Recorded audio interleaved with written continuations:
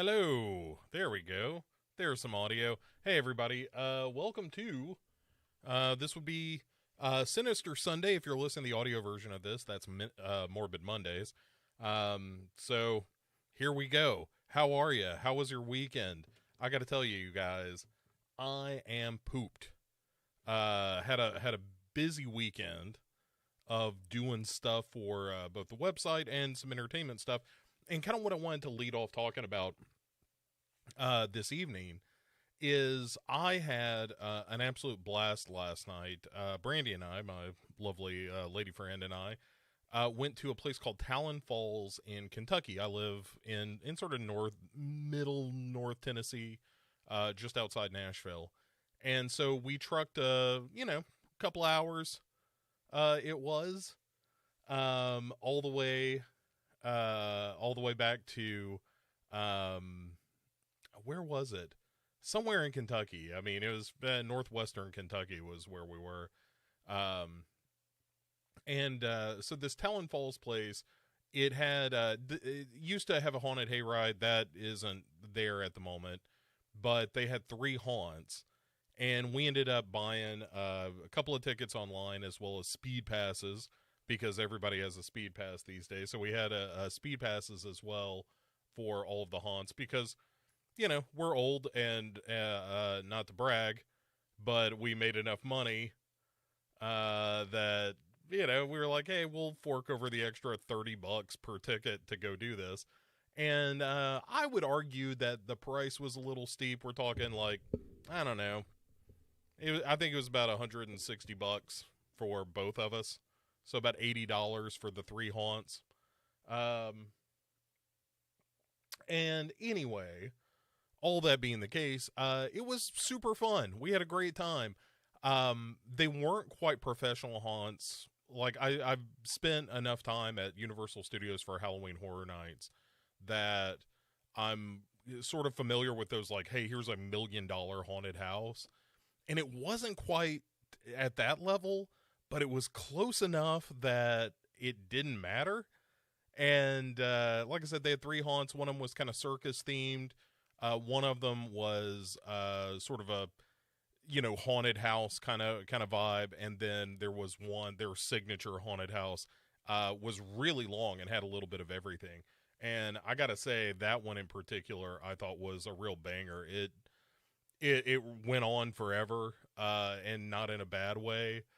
But, yeah, it was really good. And it was one of those situations where, the actors, the scare actors, who were working the houses really kind of had Brandy's number. And so I got to hear some good screams, and that was really fun.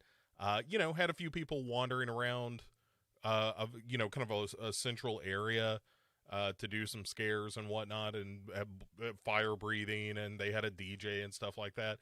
It was semi-low rent, but in a really charming way, and it was just great.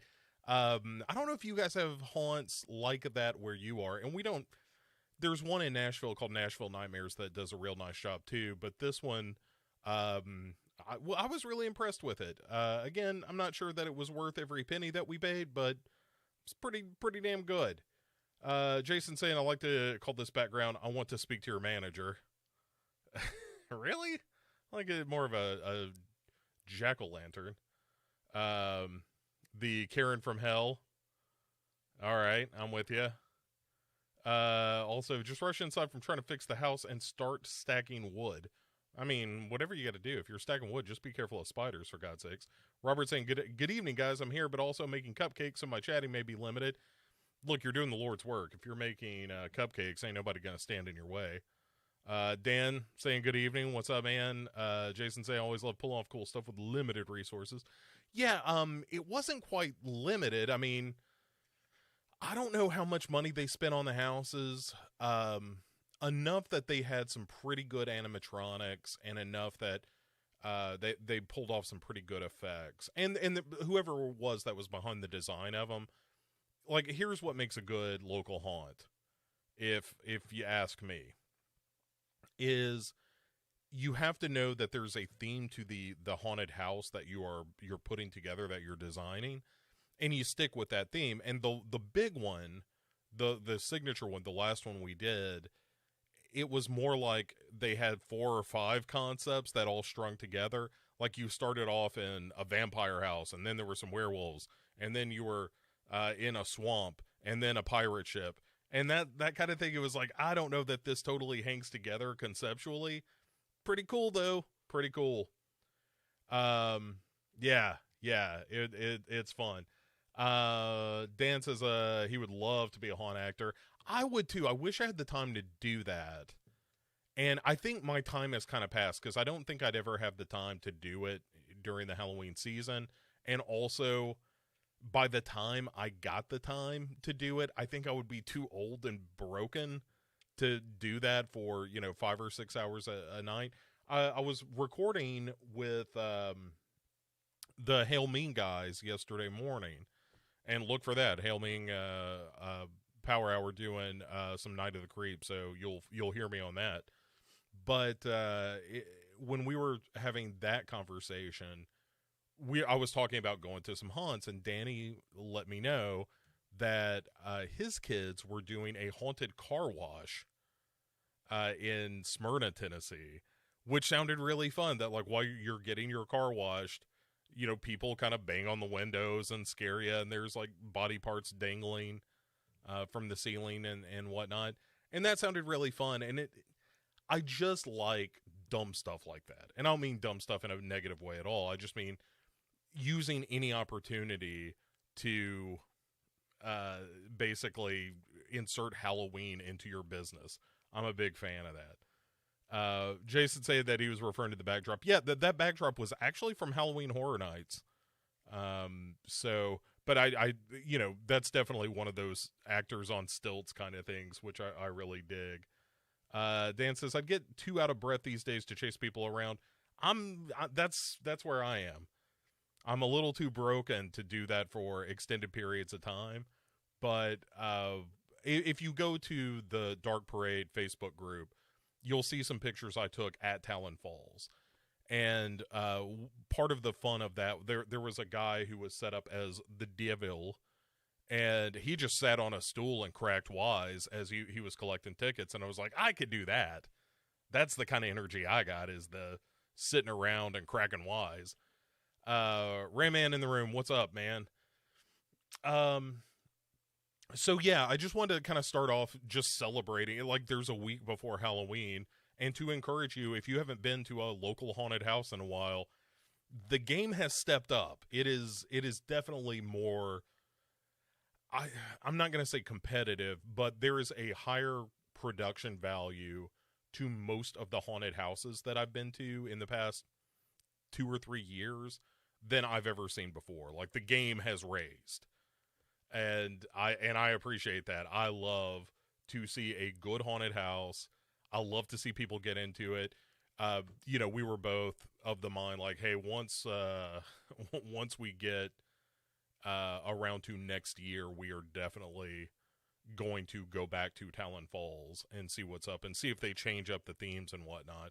Probably try to go to Nashville Nightmares as well, because that's always a good time. The evil stool sitter, Dan says, of the Devil Kraken Wise. Yeah, again, that's my speed of, like, let me have a seat. Maybe you put a couple of, those Hershey dark chocolate minis in a bowl. Give me a cold glass of milk, and I'll take some tickets. How about that? That sounds like a good Halloween evening. So, yeah, terrific amount of fun. Like I said, if you get the opportunity over the next week to visit one of your local haunts, please do. I think you're going to have a good time doing it. All right, let's get into some news. Again, thanks to everyone who is here. I always appreciate it. And I have, 6 news stories ready to rock and or roll this evening. So let's jump into it. The first one isn't, this is the least newsy of news stories, but I suppose that's why we're going to lead with it. But Brandon Cronenberg, son of David Cronenberg and director of Possessor and Antiviral, has announced that principal photography is done on his new film Infinity Pool, starring Alexander Skarsgård. It has a really vague film description or a plot synopsis right now of like, hey, some people go to this resort and it's more and less than it seems, and blah blah blah. It's like, all right, you don't need to sell me. I don't care what the plot of it is. You're David Cronenberg's kid, and I'm curious about that. B, I saw Possessor, and Possessor kind of rocked. It definitely has that Cronenbergian vibe. So I don't know. Let's see what you got, and I'll definitely check out what's his face, Alexander Skarsgård. That's a different guy. Peter Sarsgaard. Alexander Skarsgård. Is it I think that's right. Yeah. Look, all these Swedish-based actors. How about you spell your name right? I don't know what that means. Dan saying, who peed in the infinity pool? Turns out this is true. 100% true. If you pee in the infinity pool, it turns purple. That, hand of God. That'll work. Okay. That's enough about the infinity pool. You get it. It's a new Cronenberg or Brandon Cronenberg movie, so we're all interested in that to one degree or another. So if you ever thought to yourself, I've got $2.1 million laying around, and I've always wanted to live in the home popularized by a famous horror movie, have I got a deal for you. The Nightmare on Elm Street house, the original OG Elm Street house, located in California, you can now buy that for $2.1 million. The caveat is that you have to get your offer in on the place by Halloween. So, I offered what I could, and they said, sir, we do not work on the barter system. And I said, yeah, but have you seen my collection of Muppet glasses? They said no and then hung up, which was weird because it was on the internet. Andrew, hey, what's up, man? Andrew Valdez saying that there are 100 Scarguards, abominable, the abdominal, I don't know. And Dan saying there are 200 Baldwins. Yeah, that feels right. Poor Alec Baldwin. I know everybody jumped on his case about, firing a prop gun that hurt a camera operator. And let me just say this. I'm sure he feels terrible. I know that Alec Baldwin has done shitty things in his life, but being on the other side of an accident like that claimed someone's life and injured someone else, I am sure he feels like absolute garbage as a result of that. So I'm not getting on Alec Baldwin's case too much because, hey, that was a prop gun. Somebody handed him a prop gun. He fired the prop gun, and it hurt somebody.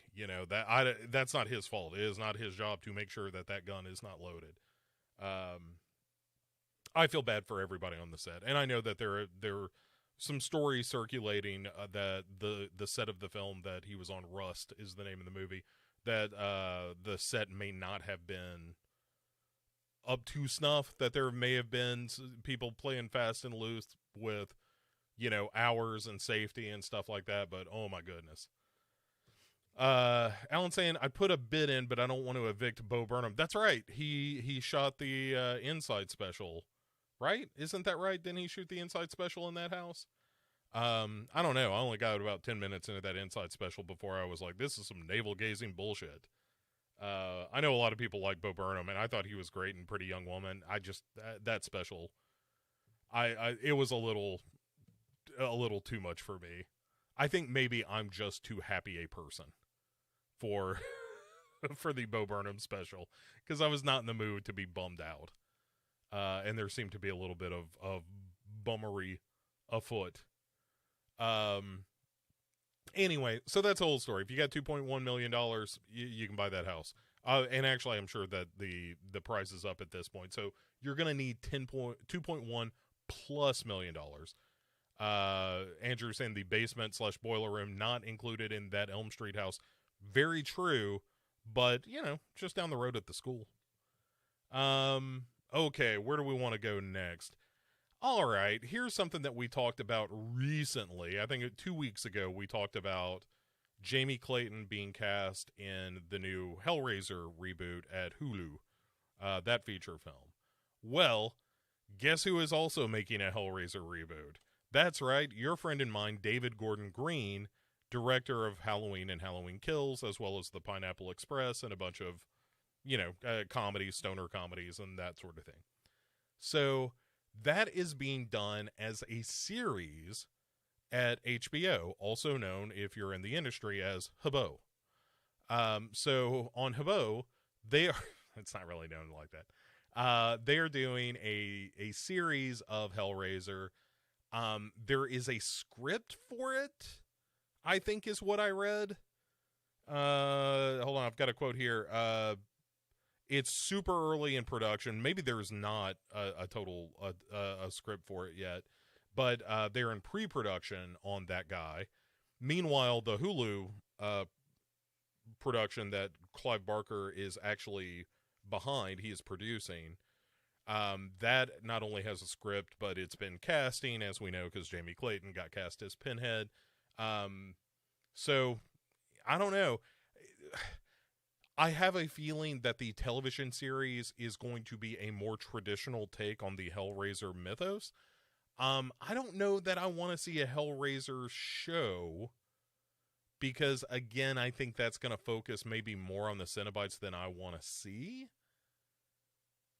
So I don't know. How do you guys come down on this one? I'm not going to judge a television show that I haven't seen yet. I'm just not sure that I want to see a Hellraiser television show versus I'd like to see a movie or two. That'd be all right. Derek showing up. What's up, man? Rayman saying, I just want someone like Del Toro or Mike Flanagan to tackle Hellraiser. Yeah, I mean, that would be interesting if the series was, hey, we're going to give a bunch of really good horror directors an episode. We're going to do like 10 episodes and we're going to try to find up and coming like horror directors to give their spin on Hellraiser.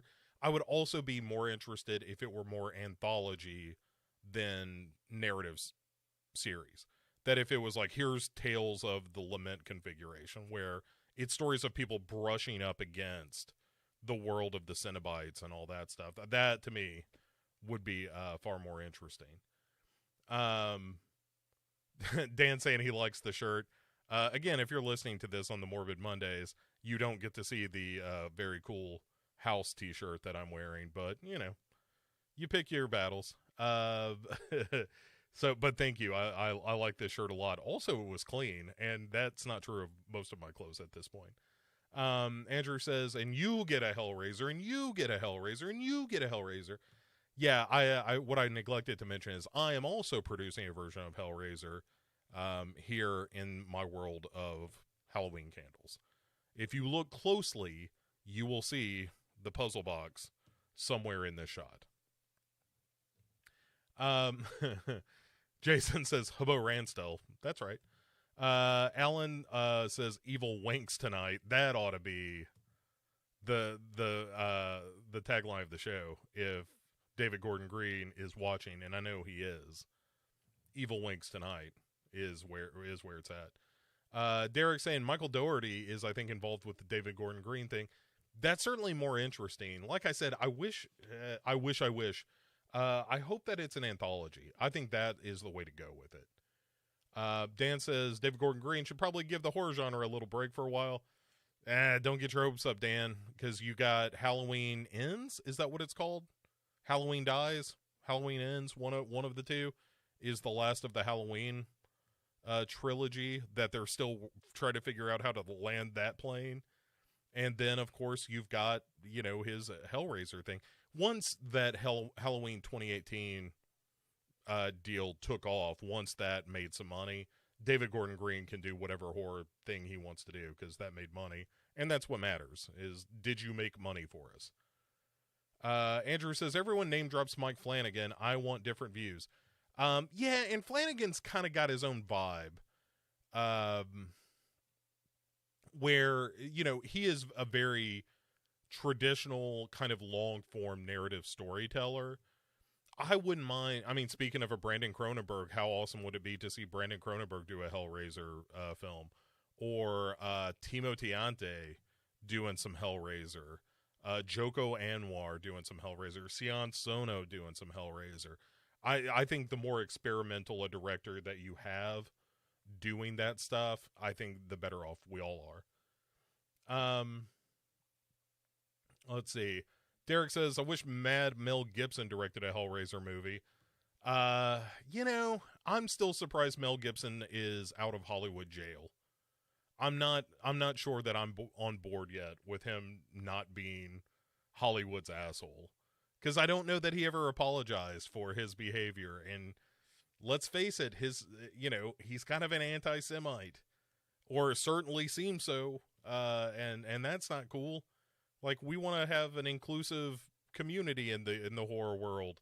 And having, like, Victor Salvo, that dude who did Jeepers Creepers, turns out he was a pedophile, and he's back making movies, which blows my mind. He did another Jeepers Creepers movie, and that guy should not be allowed to make movies at all. I know, like, I'm all for second chances and whatnot, but come on, man. Anyway, Rayman says, I'd love a limited event series for Hellraiser, 12 to 14 episodes, but something that's meant to be an end for the Hellraiser mythos. Yeah, but if you've got two canons going simultaneously, by which I mean like CANON, to mythos, like you have one that's the HBO thing and one that's the Hulu thing, and if the Hulu thing is successful, then they're going to keep going. I don't know. I'm kind of in the camp of whichever one Clive Barker is like, no, this is the one I'm doing. That's kind of knee-jerk the one I'm more interested in just because it's his baby. So, that's kind of where I am. Robert says he just listened to an audio drama of The Hellbound Heart, and I don't see any reason why it couldn't be a great anthology with people besides Doug Bradley. Yeah, that's kind of where I land on it. I haven't listened to The Hellbound Heart yet. Quick aside before we continue. I've been watching, the only thing I've been watching aside from horror movies this Halloween is that Hulu series Dopesick, which is both fantastic and entirely depressing. And so after I finished Amityville Horror, I started listening to the audiobook of Dopesick, which I recommend, but again, really a bummer. If you want to listen to something that's going to make you feel terrible about the world around you, might I interest you in a Dopesick? It's great. Don't get me wrong. I love it. It's fascinating. It's just heartbreaking. Every like 3 pages or few minutes in the audio book, it's just like, and so here is another life tragically cut short or ruined by the prescribing of opioids. And it didn't have to be. Anyway, it's terrific. You ought to watch the show. If you've got Hulu, no reason you shouldn't watch the show. Michael Keaton's fantastic in it. The last episode dropped last Wednesday, and it was a real heartbreaker. It was really good. Andrew saying, give Hellraiser to Julia Ducournau, particularly after Titan. Man, that is so high on the list of stuff that I want to watch. I just don't have time right now to watch a brand new movie, which sounds crazy, I know, but I'm still wrapping up the 31 Days of Halloween for October, which if you're not listening to the 31 Days of Halloween on legionpodcasts.com, might I invite you to do so, which is me watching 31 movies for Halloween and doing little mini reviews. One drops every day, and so I've been working on that. I'm trying to get a little bit ahead on Dark Parade, which you're listening to right now, the main shows, I mean, because at the end of November for Thanksgiving, I'm taking off to the beach. I'm going to Charleston for Thanksgiving. So I'm trying to get ahead enough that that show will be prepared and will drop on time. So I just haven't had time to catch up with Titan, but oh my God, I'm so excited to watch it. That's going to be the thing that I probably watch it like November 1st. I will watch Titan. Jason says, if they kind of look to the Metal Hurlant Chronicles, or the first heavy metal movie idea of how people are affected, by coming with the influence of the Lachenauer puzzle box, that could work. That to me seems like the coolest idea. is that like you said, you kind of give the puzzle box to various people. It's, what is your pleasure, sir? And then you kind of go on, through that. Like, what was that movie? Was it $20 where it followed a $20 bill among a bunch of characters? Something like that. I think that would be super fun. Alan says Halloween slips a Mickey. Gary chiming in with a good afternoon. What up, man? Derek saying Halloween ends the Jaws, the revenge of Halloween movies. Yeah, man. Again, I don't think they know exactly what they want to do with that yet. I mean, last I heard, at least, was that they were still working on the script for Halloween Ends to try to figure out how to, like I said, how to land the plane on this guy. And I don't know. Dan saying Rob Zombie's Hellraiser. Anyone? I'm joking. He's far too busy with monsters. Wait a second. We'll get to that. Alan saying Flanagan isn't geeky enough for Hellraiser. I don't disagree with that. I actually think you need somebody that is a little bit daring. I think Julia Dorcanu, I'm sure I'm butchering her name, but yeah, I think that's a really nice fit, actually. Or Brandon Cronenberg, somebody that kind of gets the idea, like, let's get into the psychology of sex and fetishism and that kind of thing. Rayman saying the Halloween Kills novelization comes out on Tuesday, day one buy, right? I'd be curious. Also, I think it's weird that the Halloween Kills novelization is coming out this far after the release of that movie. I'll tell you what, while we're talking about it, bear with me, kids, because we're going to look and see what the box office was, because I know Halloween Kills did well on its opening weekend. I'm curious about the drop off. So made 22 million on Friday, on the 15th.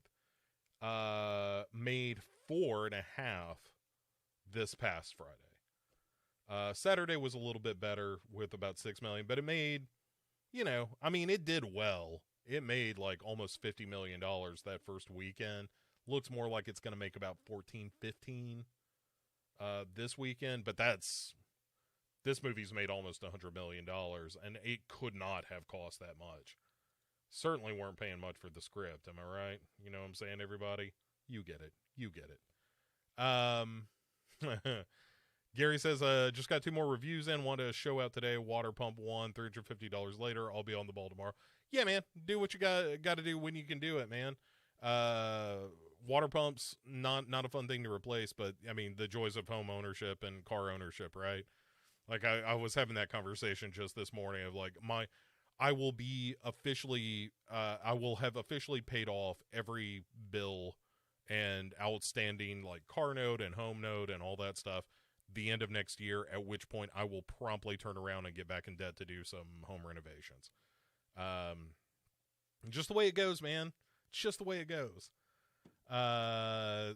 Jason saying Evil reads tonight. That's pretty good. That would be a great tagline for the novelization. Evil reads tonight. Evil reads tonight. Andrew Valdez says he's excited for Last Night in Soho. I'm worried it's going to underperform in the box office. I think that's kind of been the case for Edgar Wright in general. Like, I don't think Baby Driver did as well as people hoped.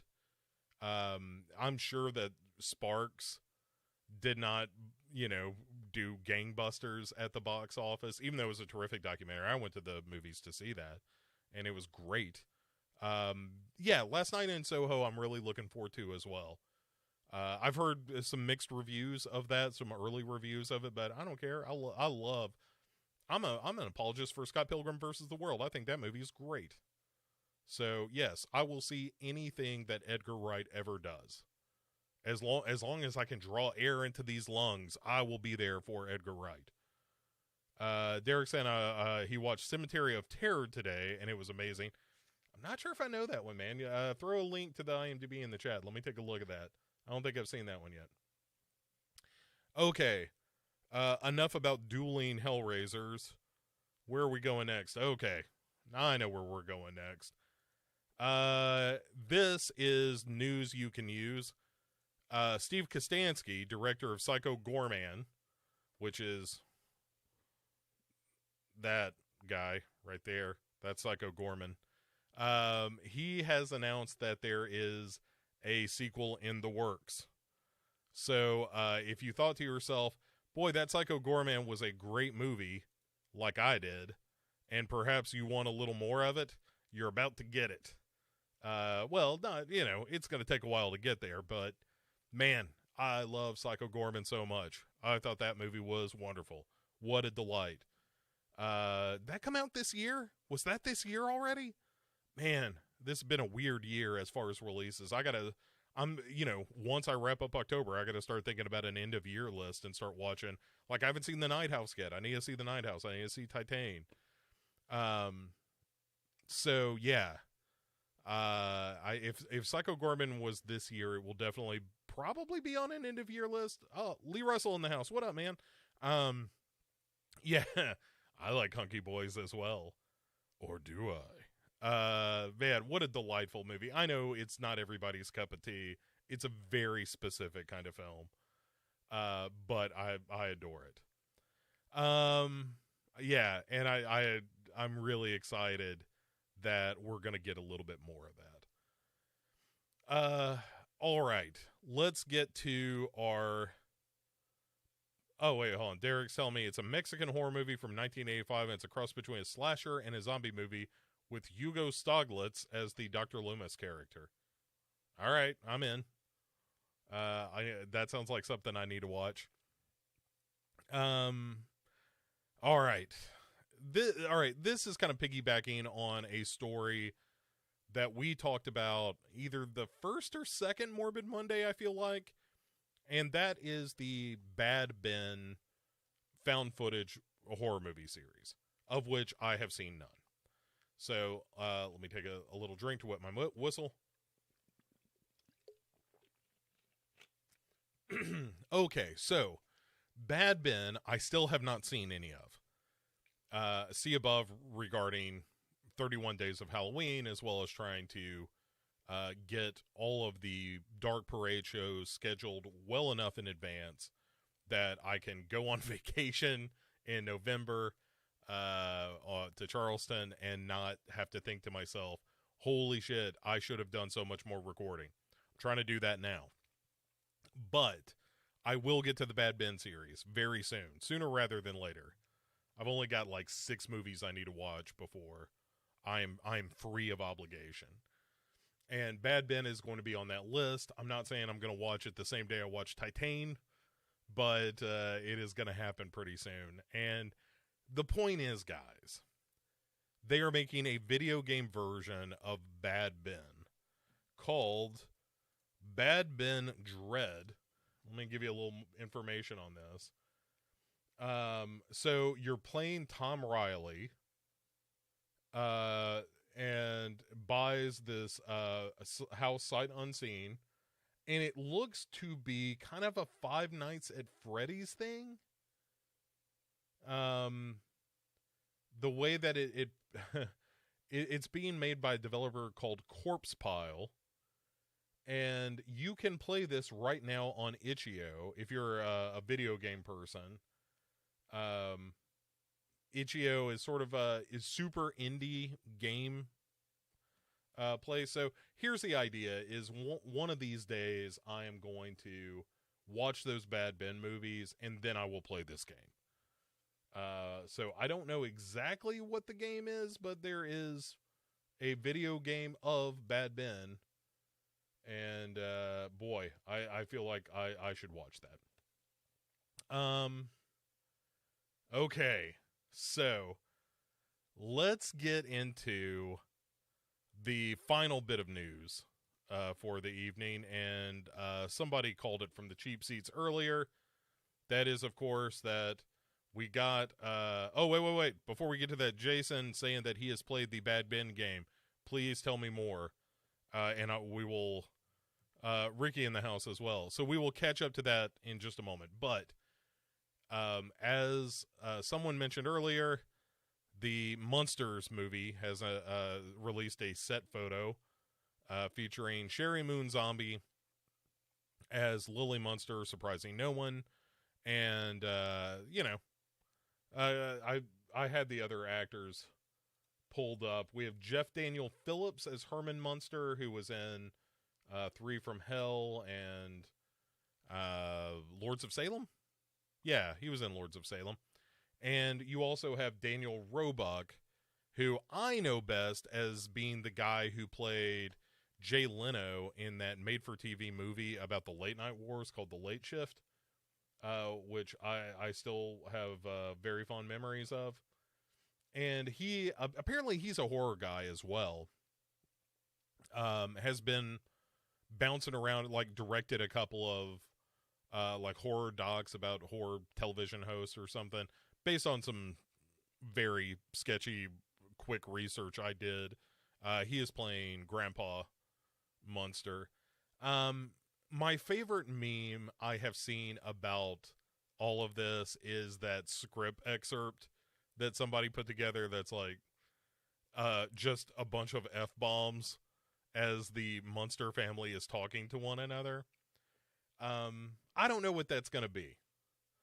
I really have no idea. Like, is this going to be a typical Rob Zombie movie with the Munsters trappings, in which everything is terrible and there's at least one rape, and that everybody is just chewing the word fuck over and over and over again? Or is this going to be like Eli Roth doing A House with a Clock in Its Walls, where he kind of does a kid-friendly version of a horror film? Which I would be really interested to see. I would love to see Rob Zombie stripped of the kind of narrative hooks that he normally leans on, and just the graphic language and stuff like that. And I ain't against graphic language. I use graphic language myself all the time. But I would like to see him disavow all of that and just do a kid-friendly version of the Munsters. Or, you know, a teen-friendly version of the Munsters or something like that. Is that where we're going to get? I don't know. We'll see. Gary saying he's excited for Daniel Roebuck, only one that's paid their dues. Dan saying, Rob Zombie, see yourself out, please. Lee Russell saying, I don't need any more Munsters. What a strange project to bother with in 2021. Well, keep in mind, too, Alan says, hopefully that this is as good as the Three Stooges reboot. Yeah, if only. So here's the thing. The reason that anyone was doing the Munsters is because it is a name that somebody might be familiar with. And I heard someone use the expression IP fracking of late, and I think that's what it comes down to is, hey, is there an existing property that we haven't completely driven into the ground yet? Well, then let's try to make a movie, television show, and or video game of it. And that's where we are.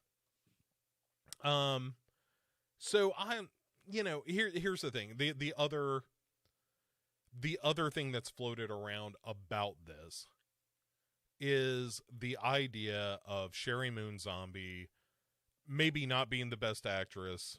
I think she's fine, you know, and it's, especially in a lot of the horror work that she's done, I think she's been fine in that. And you know, like the running jokes of if Rob Zombie directed a reboot of Jaws, she would be the shark and that kind of thing. You know, I'm kind of on the team of if he's working with his wife and they both enjoy that collaboration and it both feels successful to them, then kind of fuck anybody else who's got a problem with it. You know, I can throw stones from over here on the internet all day long. I ain't making the movie, you know, I'm not on that set. And if he's just decided, hey, I want to make a movie with a person that I love, and I'm going to do that every single time, and we both share the same, you know, ethos, and we both understand what it is that I want this movie to be, and blah, blah, blah. Fine. Andrew heading out for dinner. You're leaving at a wise time. I don't have a problem with any of that. But I also vote with my dollars. You know, like I didn't see 3 from Hell because I saw 31. And I was like, I'm not giving Rob Zombie any more money until somebody tells me that I need to give him money to see a thing. I'm just tired of watching that kind of movie where everybody is just a gross character. I feel terrible at the end of his movies, and not in that, martyr's way where I'm existentially shaken. It's like here's what it's like.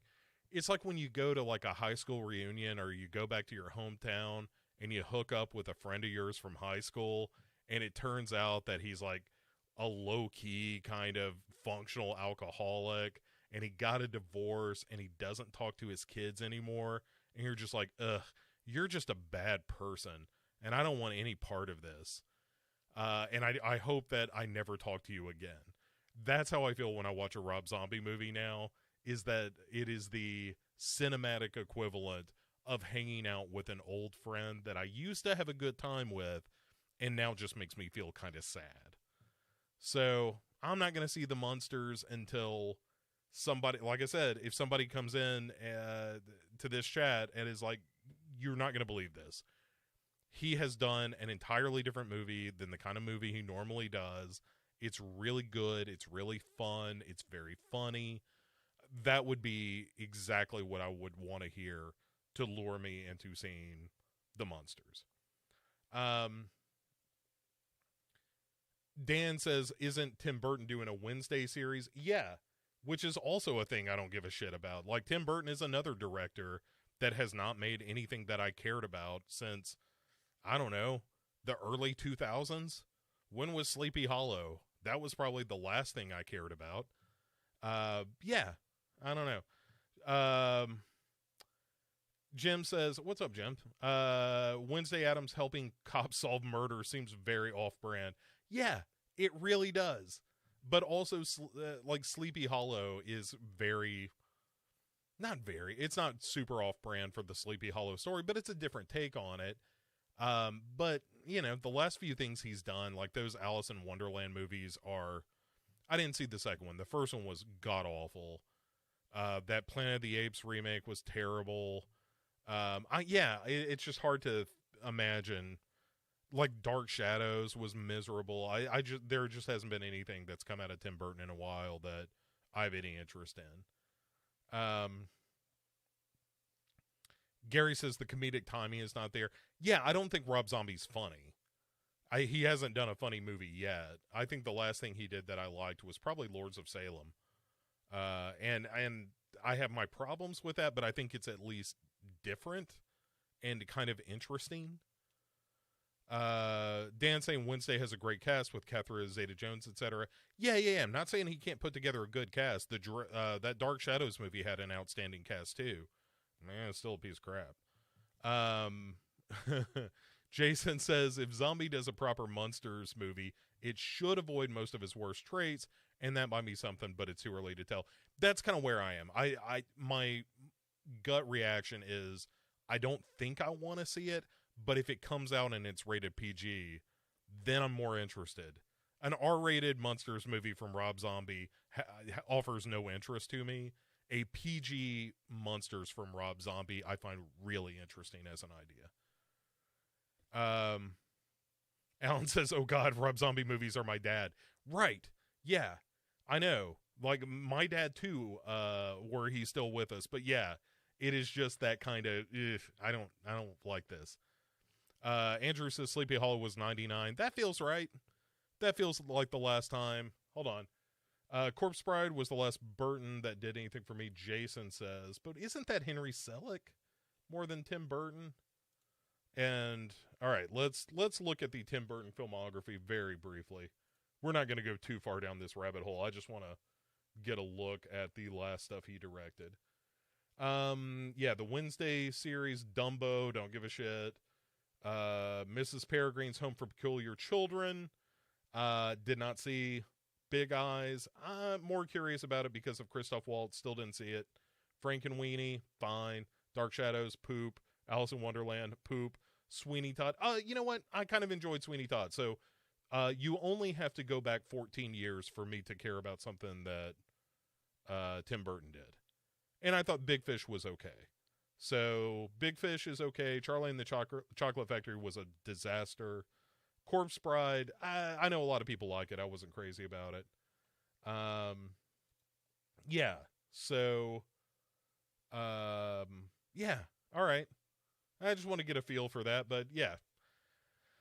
Gary says he likes Dark Shadows. It's not the show, but I have a big soft spot for it. I didn't think it was funny. I didn't think it was interesting. I didn't think any of the I do like the series to some degree, and I just thought it was taking that property and completely misunderstanding what made that interesting. I'd rather watch House of Dark Shadows, which kind of rules. Dan says that he loved Big Fish. Yeah, Big Fish is cool. Just to catch up on the Bad Ben thing, because I don't want to ignore what Jason was saying. He said that Bad Ben game is it's a pretty simple recreation of the same basic plot as the first movie, with some fetch quests to give you something to do as you will wander around the location.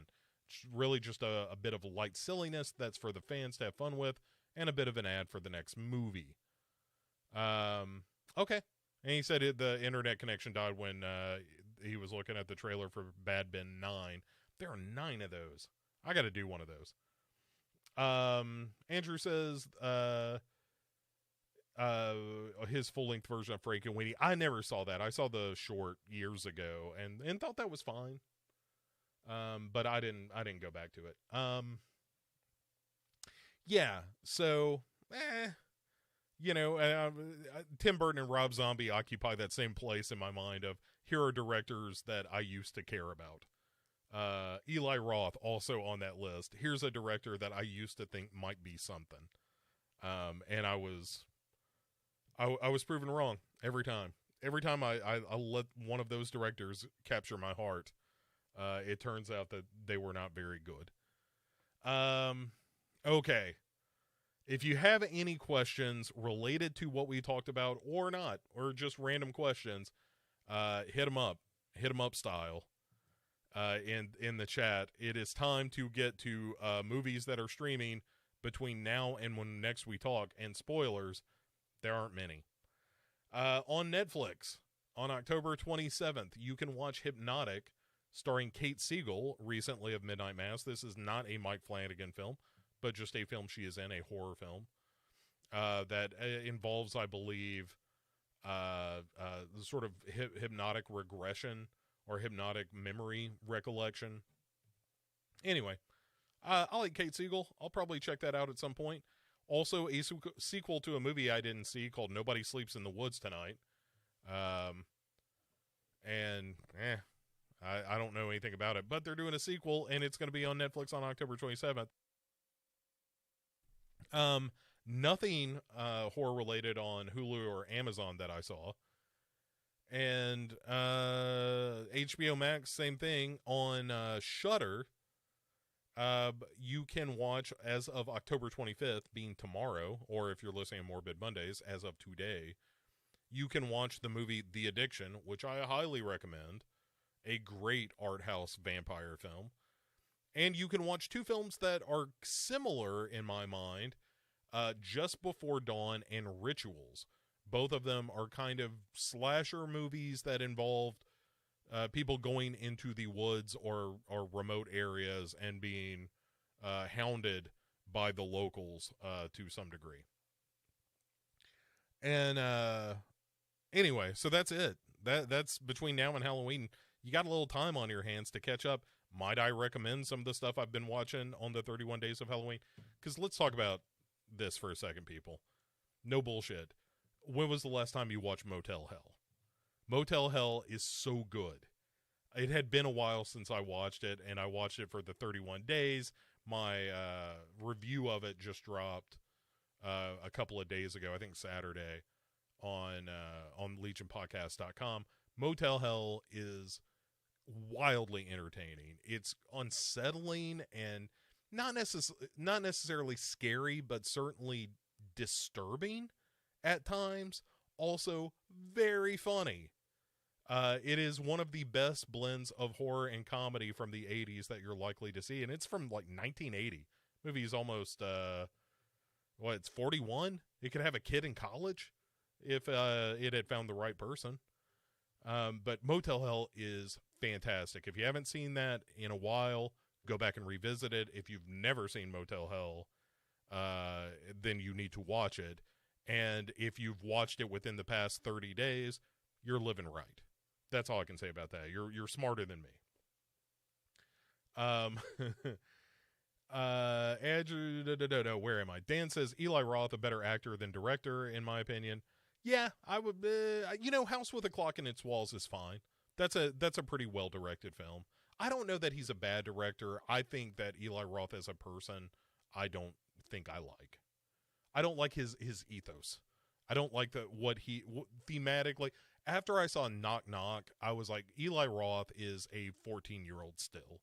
And I just don't have a whole lot of time to watch movies directed by 14-year-olds. Gary says, people stroke their egos way too much. Look at Tarantino. That head is way big. I mean, I think that's just genetics. What are you going to do? Tarantino is one of the few directors that I think is as good as the hype. When I watched Once Upon a Time in Hollywood, that is a movie that I wish I was still watching right now because it had never ended. It's the old Roger Ebert line of no movie can be, a good movie can never be too long and a bad movie can never be too short. That's how I felt about Once Upon a Time in Hollywood. I just wanted to live in that movie. Just beautiful, beautiful film. And I've seen it a couple of times now. I love it. Jim Connick says, I like listening to Eli Roth talk about movies much more than I enjoy the ones he makes. Man, I'm just so soured on Eli Roth after Knock Knock and Hostel 2 and just a slate and Aftermath, the movie that he co-wrote, that I just think he's kind of a gross person, and it's hard. It's like Jim Carrey for me. I think Jim Carrey's kind of an asshole, and it's hard for me to enjoy Jim Carrey movies because I think the person underneath that isn't someone that I would care for. And that's kind of how I feel about Eli Roth. I'm probably wrong, but it's just, it's one of those grudges that I have that he don't know about and couldn't give a shit about if he did. And I just can't enjoy Eli Roth stuff. I know he's on the second or third season of that Eli Roth's History of Horror. I watched a couple of episodes of that, and I just kind of bailed on because I was like, I'm not learning. This is a show for the normies. I'm not learning anything about horror movies that I didn't know before. Dan saying Quentin Tarantino, better director than actor. Yeah, 100%. He's okay in From Dusk Till Dawn. Like he is as Richie, he is the appropriate amount of creepy for From Dusk Till Dawn. Gary saying Hal Holbrook and Joe Don Baker for the win. Yeah. That's that's Rituals, right? Is that the cast of Rituals? Hold on. Let me confirm because it's been years since I've seen that, but I remember thinking that it's kind of a Howell Holbrook, Lawrence Dane, Robin Gamble. That is, it's kind of a Deliverance ripoff to some degree. But I mean, if you're gonna rip off a movie, Deliverance is terrifying. That's a great movie. Gary also saying Rory Calhoun is a treasure. Damn right. Oh my goodness, he gets Motel Hell either completely or not at all, and I can't tell by his performance, but it's one or the other, and it works perfectly. Jim says, I never recognized Rory Calhoun until he's standing on his hind legs. Yeah, for sure. Ricky Morgan saying, Motel Hell is so fun. It was one of my first movies I picked to do on Rad. So ridiculous, but so enjoyable. I'll tell you, the thing that I love most about Motel Hell, aside from the fact that Cliff Clavin from Cheers is in it, which I find wonderful, I like the moment when they find all of the cars in the swamp, which is clearly a rip-off of Psycho. They're just doing a riff on that and kind of making fun of dumping cars into a swamp like that. But when the sheriff, when the younger brother is like, scanning his flashlight across the water, and he gets to the van of the band Ivan and the Terribles, of which Cliff Clavin is the drummer. When the light hits the van, a bong floats to the surface of the water. It's just perfect timing. It is so funny. I love it so much. Gary says that Sigma Master of Horror label holds a lot of pressure and is often given too early. Yeah, I agree. Like, people saw Cabin Fever and Hostel and pretty much said, oh, he is a new Master of Horror. And then he produced a bunch of other work that was like, oh, maybe he's not. Maybe we got this very, very wrong. Yeah, I think you need a few movies under. I think a minimum of 5. You have to. This is our new rule moving forward on the Dark Parade and Morbid Mondays. Is before we call you a Master of Horror, you have to direct 5 movies, and 4 of them have to be good. So there you have it. And you can get high, like you can make 3 good movies and 2 bad ones in that 5, but you don't get the Master of Horror label. But as soon as you direct that 4th good movie, then, you know, you're back on the list. 4 of 6, you're still a Master of Horror. But yes, he is not. Eli Roth is not a Master of Horror. He is a horror bro. Alan McPherson says, did you catch the Ringer podcast on Siskel and Ebert? I did not. That I will do maybe tonight. That sounds really good.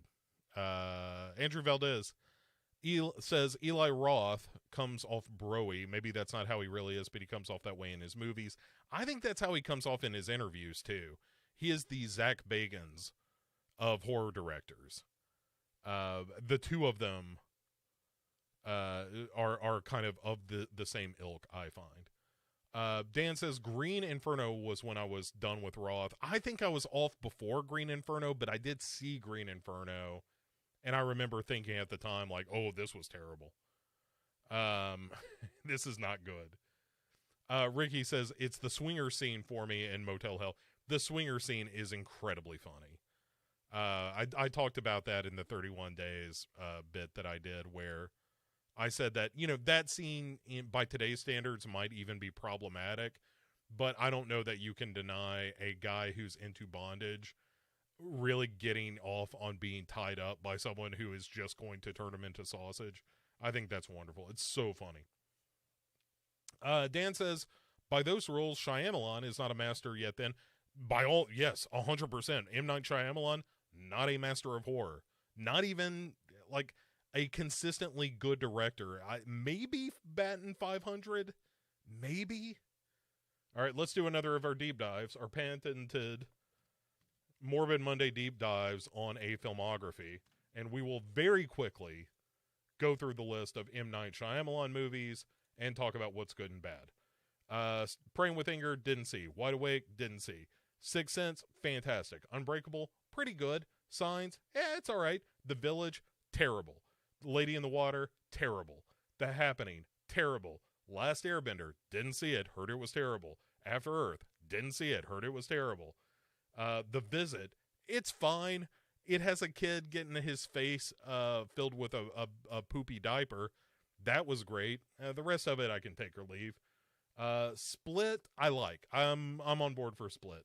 Glass, didn't see. Old, didn't see. Knock at the Cabin, not out yet. There you have it. So that's what? 1 good movie, 2 good movies, 3 okay movies. So you're maybe a head above water, but no, you are not a master of horror with them kind of numbers. Yeah, sorry, M. Night Shyamalan, you don't get it. Dan says loving these deep dives. Yeah. Every now and again, you gotta take a look. Valdez says, Shyamalan is not a master of suspense. He's much more trying to emulate Hitchcock or Rod Serling. Yeah, and I think he got trapped by that. I need to have a twist at the end. Like, he's constantly trying to manipulate his audience. And at a certain point, it's like, don't try to, do the old dipsy doodle on me, which you should only do in the confines of a loving marriage. Don't do that. Just give me a good movie. Don't try to like pull the rug. Oh, but all along it turns out that they're on a different planet or some shit. I don't need any of that. If you want to do it and can get away with it, like Sixth Sense is unbelievable in that respect. But the rest of it's like, man, that the Village in particular, I remember getting to the end of the Village and feeling so just betrayed by a director. That this is not the movie you were showing me. And also, why make your cameo the moment when I realize how much I hate the movie? Anyway. Dan says, the quickest, best roast of a director's back catalog ever just then. Thanks, man. Apprentice of Horror, Jason. Yeah, Jason proposes that we establish an Apprentice of Horror title, and I'm down for that. Like, who would be a good apprentice of horror? Maybe like Julia Ducournau. Like, she's done one great movie with Raw, and I hear Titan is great, so she's 2 for 2. Apprentice of Horror. Robert Eggers, Apprentice of Horror. Ari Aster, Apprentice of Horror. They're not masters yet because they've only made a couple of good movies. Those movies are stunners. But let's just take a breath and not get hysterical until they come out with their other movies. Andrew says, I saw Glass just for Anya Taylor-Joy, who only shows up in the 3rd act. Yeah, at some point I'll get around to that, because I did enjoy Split, and I'm curious about how it ties that Unbreakable Split world together. And isn't... oh, geez. The actress who's on the American Horror Story, Sarah Paulson, I think is in that as well, if memory serves. And I like her quite a bit. Andrew also chimed in. Robert Eggers, Apprentice of Horror. Absolutely. Jason says, it didn't help that M. Night's twist took hold at the same time the massive collective brainpower of the internet was rising up to churn through ideas and figure them out. Yeah. But I would argue that even if you knew the twist going, like, I don't think it being spoiled for you is the problem. The problem is that the twist does nothing to heighten the narrative. You know, like Sixth Sense does, because the whole movie is about a kid who sees dead people. The twist being the guy who was helping him all along, who you thought was his counselor or whatever, turns out to be dead. And also there was this brilliant craftsmanship of having him in all these scenes where, you know, you enter the scene at just the point where you feel like, oh, maybe he's just gotten finished talking to the mother, but that's not the reality of it. You know, it doesn't feel like a cheat the way that, you know, something like the Village felt like a cheat. Dan saying Ben Wheatley, hugely overrated in my opinion. I don't know, man. I'm In the Earth did it for me. I'm not a fan of everything that Ben Wheatley has ever done. In the Earth fucking knocked my socks off. I thought In the Earth was... It's going to be hard to not have that be my favorite thing I've seen this year. I still have to catch up on some movies and whatnot, but if I were making a list today, In the Earth might be at the top of my list. I loved that movie. Jim saying, I had a terrible date seeing The Sixth Sense. Jim, let me tell you about a show called The Heart of Horror that I think you might enjoy sending the full text of that story to. I don't know that I've ever... No, I take that back. I was going to say I've never been on a date for an M. Night Shyamalan movie, and I think I was for The Visit. I think that was a date, and because I recall how much I laughed at the kid getting a face full of poo, and my date was less entertained by that. She was like, that's gross. I was like, that's hilarious. That teenager deserved it. Just like every teenager does. Every teenager deserves a face full of poo. Dan says that he hasn't seen In the Earth yet. Dude, I think it's on Hulu if you have access to that. But you should see In the Earth. I'm not saying it turned me around on everything Ben Wheatley ever did, but it definitely convinced me that he is a legit great director. And I like Field in England a whole lot too. And Kill List. I like all three of those a whole lot. Less so like High Rise, but I enjoyed Sightseers well enough. I thought Sightseers was good. I think I'm on board with Ben Wheatley. A master of horror, though? Well, let's do a patented Morbid Mondays deep dive, or Sinister Sundays, again, if you're watching this live. Let's look very quickly and determine if Ben Wheatley is, in fact, a master of horror. All right, what has he directed? Here we go. Starting with his features. Down Terrace, didn't see it. Kill List, yeah, I think Kill List is quite good. Sightseers, I think Sightseers is quite good. I think A Field in England is quite good. So that's 3. High Rise, it's interesting. In the Earth, that's a great movie. And so that's 4. That's 4 out of 5. Ben Wheatley, master of horror. You heard it here first. You may not disagree with it, but that's math. This is science. You can't argue those numbers. So yeah, there you go. Jason saying that's gross, right? Yes. So Dan saying Kill List was amazing. Yeah, all you got to do is go with me as far as Field in England is good, maybe not even great, just good, and that Sightseers is good, maybe not great. If you think both of those are at least good, ladies and gentlemen, we have a master of horror on our hands.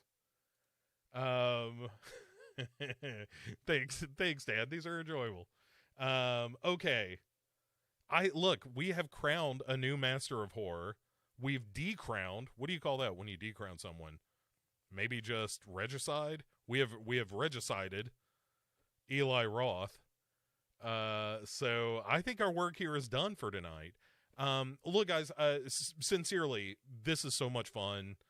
I came into this evening being like, I'm so tired, and I'm now leaving way more energized and excited than when I started this show, which just goes to show you how much fun I have when we do these. Andrew says, some will say Ari Aster for Master of Horror. Really like Ari Aster before Robert Egger. Again, we can't make these dethroned. That's right, Dan. That's the word that I should have used. We have dethroned Eli Roth. But Andrew, to your point, we just don't have enough movies. There's not enough data. We can't, according to Dark Parade rules, as set forth on this very program, we cannot make this judgment until they have both done 5 films. They're on the right track. Both of them are on the path. They are apprentices of horror at this point, just because they have unblemished records. All right, we're going to do this for Alan. Alan asks, Nicholas Sparks, Master of Horror. So has Nicholas Sparks directed anything? Because that's what matters. And also that I have seen what he has done. He has not directed anything, but he has written 12 things. So let's get to it. Message in a Bottle, didn't see it. A Walk to Remember, didn't see it. The Notebook, didn't see it. Dear John, didn't see it. Nights in Rodanthe, didn't see it. The Last Song, didn't see it. The Lucky One, didn't see it. Wait, hold on. I may have lied. Which one's The Notebook? The Notebook I have seen. The Notebook is totally fine. Not a horror film, however. Safe Haven, didn't see it. Best of Me, didn't see it. Longest Ride, didn't see it. The Choice, didn't see it. Welcome to the Basement, didn't see it. So the only thing I have seen from Nicholas Sparks is The Notebook, and I think that movie is totally fine. I could be slightly biased in my opinion of The Notebook because it was a movie that I saw fairly early on when I started dating Brandy, and we had a good time with it because at the end of that movie, I talked to her about how horrifying it was that James Garner just decided to lay in bed and die when he could have gone home with his kids and lived a happy life for a few more years. But at any rate, James Wan. Oh, all right, Dan, you asked for it. Here we go. Is James Wan a master of horror. James Wan has directed how many movies? He has directed 16 films. We got to get to 5. No, 4 of 5 good movies. So, here we go. Stygian did not see. Saw, I don't care for Saw. So no. Dead Silence, no. Death Sentence, I like Death Sentence. I think that's a pretty good movie. Insidious, I'll give you Insidious. I think Insidious is pretty good. The Conjuring celebrates criminals. Does not, that, it can't count. Insidious Chapter 2, not very good. Furious 7, not a horror movie. Conjuring 2, also celebrates criminals. Cannot be counted. Aquaman, not a horror movie. Malignant, I'm going to give it to you because that last half hour of Malignant is really stupid and fun in a way I can get behind. I think the movie as a whole is but I think we're going to count it. Archive 81, I don't even know what that is. It's in post-production. Aquaman and Lost Kingdom, not a horror movie, also not out yet. So, 3 horror movies that are good. Not a master of horror. I would argue he is an apprentice of horror at this point, not a master. All right. So, yeah, he didn't get to the 5 movies.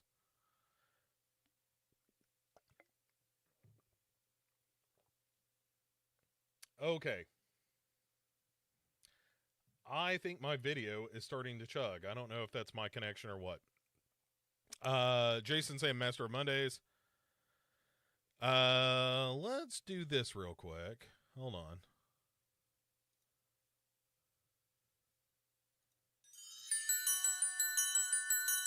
All right. No, that didn't fix the problem. Okay. So, we are going to wrap it up there, due to some technical difficulties. Looks like we're freezing up a little. I don't know if you're hearing the audio. So, anyway, as I was saying, I hope that you have an incredible week.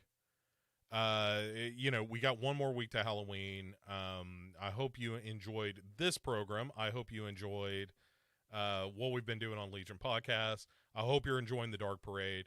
As ever, please, share and rate and all that stuff. It's still a new show. I'm still clamoring for people to listen to it. So please, if you would,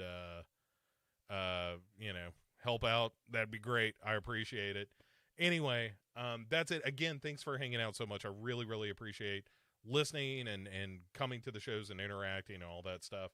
And that's it. We'll see you in, not next week. We will be taking next week off for Halloween. So I'll be back on November 7th. Is that right? That Sunday for another Sinister Sunday. So we'll see you then. Bye, everybody. Bye.